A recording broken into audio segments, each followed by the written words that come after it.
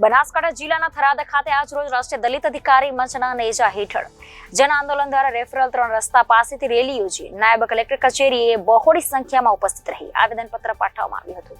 વાવ થરાદ તાલુકામાં સાથણીમાં મળેલી જમીનના પ્રત્યક્ષ કબજા સોંપવા તથા દલિત, આદિવાસીઓ, ઓબીસી, માજી સૈનિકો અને તમામ સમાજના ભૂમિહીનોને રહેણાંકના ઘર, ખેતી તથા સ્મશાન ભૂમિ માટે જમીન ફાળવવા બાબતે રજૂઆત કરવામાં આવી હતી, જેમાં વર્ષો પહેલા સાંથણીમાં મળેલી જમીન ગરીબ વંચિત લોકોને મળેલી હતી। એ જમીનમાં આજે પણ માથા ભારે અને અસામાજિક તત્વોનું દબાણ છે, તો તેવી જમીનો DILR દ્વારા 4 દિશામાં ખૂટ મારી માપણી કરી પ્રત્યક્ષ કબજો સોંપવામાં આવે અને વિવિધ માંગણીઓ જેવી કે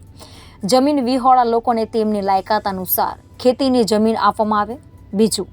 ઘર વિહોણા લોકોને ઘર થાળના મફત પ્લોટ આપવામાં આવે, ત્રીજું બનાસકાંઠા જિલ્લાના દરેક ગામડામાં સ્મશાન ભૂમિ માટે જગ્યા નિયમ કરવામાં આવે, ચોથું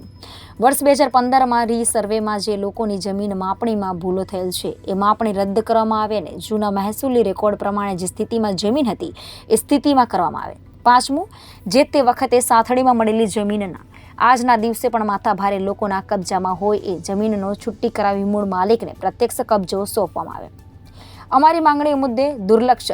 સેવી જો કોઈ જ પ્રકારની કામગીરી શરૂ કરવામાં આવે નહીં આવે તો ના છૂટકે ડૉક્ટર બાબા સાહેબ આંબેડકરના જન્મ જયંતિ 14 એપ્રિલના રોજ બનાસકાંઠા જિલ્લાના દરેક ગામડાના લોકો નાયબ કલેક્ટર કચેરી ખાતે એકઠા થઈ આંદોલન કરવા મજબૂર બનશે એવી ચીમકી ઉચ્ચારી હતી। અધિકાર મંચ પ્રમુખ તરીકે હું નિલેશભાઈ સેંગર આજે આપણે જે પડતર પ્રશ્નો હતા, જે વર્ષોથી જમીન ટોચ મર્યાદામાં ફાળેલી હતી, જેવા કે સ્મશાન ભૂમિ હજી 75 વર્ષની આઝાદી પછી હજી કોઈ પણ ગામમાં નિયમ થયેલી નથી। આ ગયા વર્ષે જે સર્વે કરાયો એમાં અમુક લોકોની જમીનો તૂટી છે અને અમુકને જે વધી ગઈ છે એના રીસર્વેના પ્રશ્નોને લઈને જે નિવૃત્ત જે ફૌજી હોય જે દેશ માટે 24 કલાક પોતાની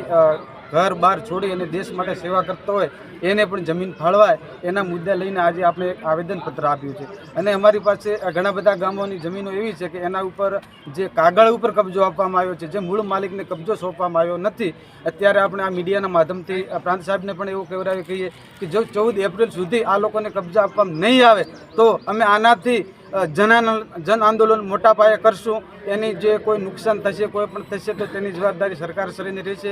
એવી આશા સાથે જય ભીમ, જય ભારત, જય સંવિધાન। આજે રાષ્ટ્રીય દલિત અધિકાર મંચ વતી જન આંદોલનના થકી પ્રાંત સાહેબને આવેદનપત્ર આપ્યું છે, કારણ કે આ દેશની અંદર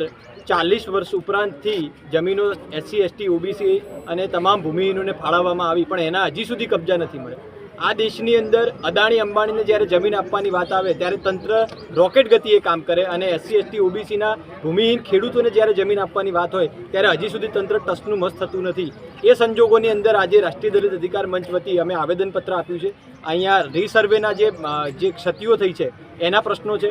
જમીનોના કબજા જે ફાળવેલા છે એ હજી સુધી મળ્યા નથી ને માથાભારે તત્વોનું દબાણ છે, એ કબજા સોંપણી થાય એના પછી જે નવી